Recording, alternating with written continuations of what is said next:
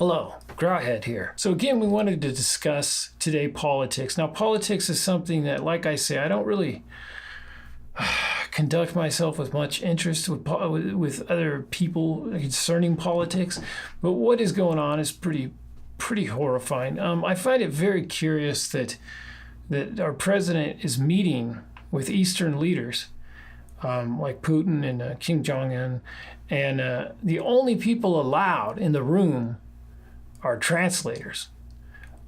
Just the president, the presidents and the translators. There's 4 people in the room. That's the only people allowed in the room. I mean, should that even happen?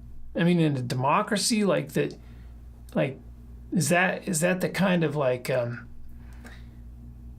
don't know. I'm just curious if that type of thing is normal, is routine. Now imagine if the president, and again, I'm not going to name him. I don't like naming the president. I just don't even like saying that word. I've actually kind of avoid from saying that word because that word, let's say I started this video and said that word, it's so toxic that you would instantly either be offended or shut it down. I mean, you got to look at things from a moderate. You got to come at people in a moderate way. The idea of coming at people in a very left or very right way instead of a moderate way. I mean, if you want people to be interested in what the fuck you're talking about politically, you got to come at it from a moderate point of view. Of course, there's going to be little spikes here and there, and the spikes are the names. Like if I were to say the name Hillary, or if I were to say the name Trump, it's like, oh my God, it's like even hearing those words is like really quite contentious, causes a lot of polarity, I guess you could say. It's very divisive. Divisive is the simplest kind of word. That was the word I was trying to think of. But anyway, I find it very curious that, let's say if we're to go visit a Western leader, let's say our president were to visit Angela Merkel. Could you imagine only the 2 of them in translators? Just him and Macron and some translators, And here's the thing. There's another angle on this also, is the fact that it's going to be the president and Vladimir Putin. And here's the thing is he's a chess player, He's a chess player. And our president is barely able to play checkers. And so it's kind of like strategically, it's kind of a dangerous thing if you think about it in that way. I mean, he'll very, very simply and very, very easily be outsmarted. And Putin is looking at this in a very strategic way. And, I'm just really curious what the standard of life is in Russia right now, I'm very curious about that. I would love to actually go to Russia and visit, What is an autocratic society like? What is it like? I mean, it's like, what the fuck? I mean, we might find out. The way I see everything is, let's say hypothetically, our president is meeting with the Eastern leaders like Kim Jong-un and Putin. Let's say he's meeting with them, very secretive. The meetings are very secretive. Okay, what if he's trying to get the leaders of those countries to back his ass, Let's say conflict in this country happens to the point where there's a civil war, okay? Hypothetically. Let's say the right and the majority of Republicans apparently, and the poll rating, the poll numbers are going up on the president, and that's horrifying. Like, I can't even express how horrifying that is. Let's say hypothetically, our president gets up to, 46% approval rating. And then, the Mueller investigation turns out some heat, and they try to throw him out of office. What is that going to look like? Normally you can throw a president out of office that has 20-30%, but when the poll numbers get up to around 40 or 50%, if those are true poll numbers, I don't know where he's at right now. But the higher he gets, the more scary it is becoming, because then you think, well, let's say the midterms flip the House and we try to go through some impeachment. That's another thing that could cause a massive civil, I don't want to say a civil war, but basically a civil war could cause a civil war. And what if those secret meetings, the ones with only the translators, were to get these particular Eastern leaders to back Trump in something like that? The military-industrial complex, think about that. Think about that as far as your, how unsafe you really are, you know? And I don't want to fucking horrify anybody, but it's just, I hope voting works. I really hope voting works, you know? I mean, I'm starting to kind of lose a tad bit of sleep over this. Kim Jong-il comes over, he gets some flashbulbs, and people eat that up because they're fucking zombies.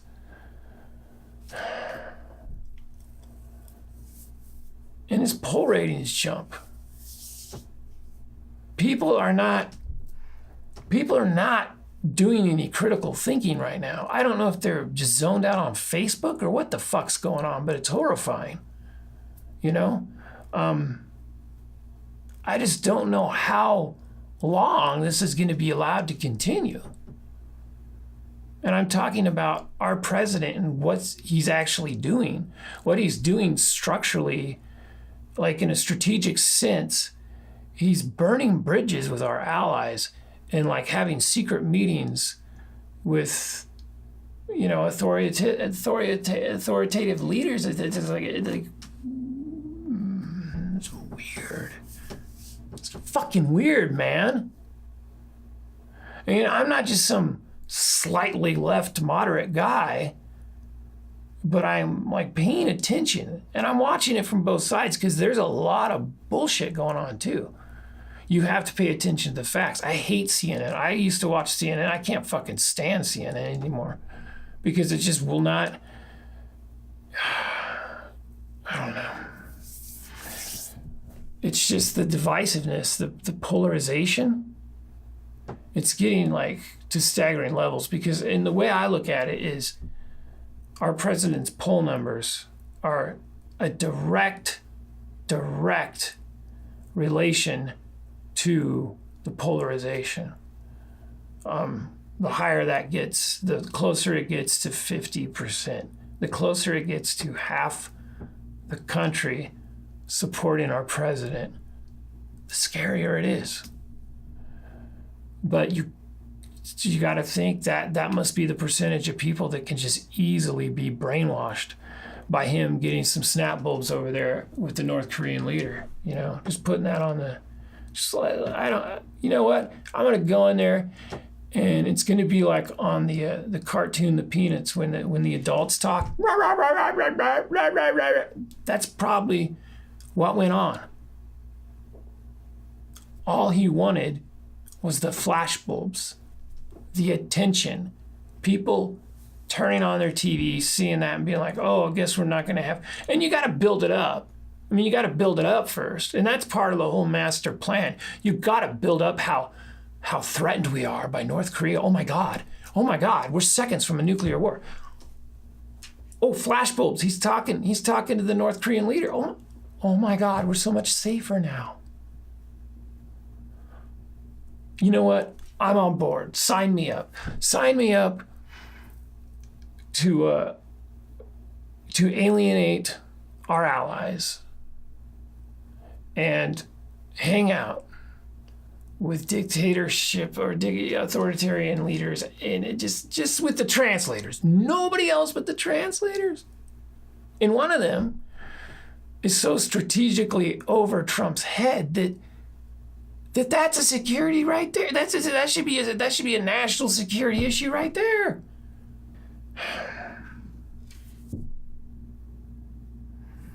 The art of the deal, that's all I gotta say. The art of the fucking deal, man. I mean,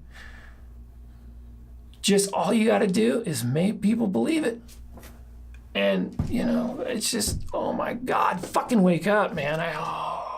people wake up. I hope fucking people wake up. I just hope people, and this is spoken from a person that doesn't even like to talk about politics. Fuck politics. Politics are annoying. It's a divisive issue. And to be honest, I'm not that interested in it. But right now, I'm pretty interested in it because